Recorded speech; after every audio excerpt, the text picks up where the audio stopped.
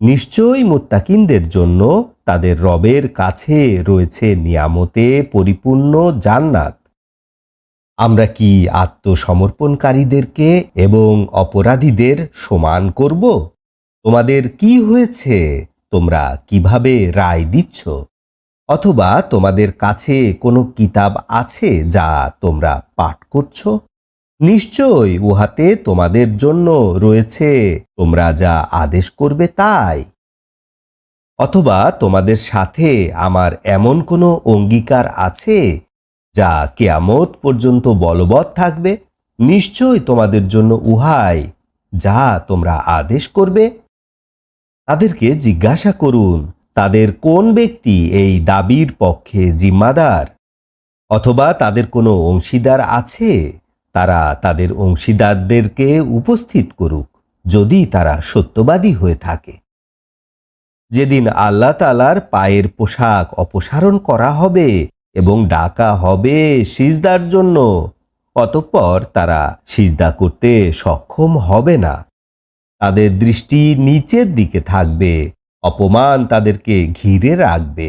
দুনিয়ায় তাদেরকে সিজদার জন্য ডাকা হতো, তখন তারা ছিল সুস্থ।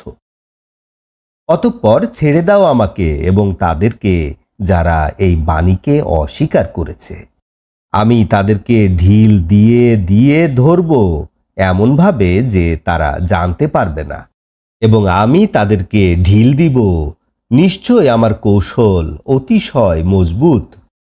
অথবা আপনি কি তাদের কাছে কোনো পারিশ্রমিক চাচ্ছেন, যা তাদের কাছে একটা মোটা জরিমানা মনে হচ্ছে?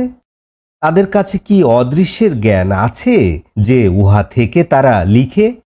আপনি ধৈর্য ধারণ করুন আপনার রবের আদেশের জন্য। আপনি মাসওয়ালার মতো হবেন না, যখন সে দুঃখ বেদনায় ভরপুর মন নিয়ে আল্লাহকে ডাক দিয়েছিলেন। তার রবের অনুগ্রহ যদি তার কাছে না পৌঁছত, তবে সে লজ্জিত অবস্থায় খোলা প্রান্তরে নিক্ষিপ্ত হতো। অতঃপর তার রব তাকে মনোনীত করলেন এবং তাকে সৎকর্ম পরায়ণদের মধ্যে সামিল করলেন।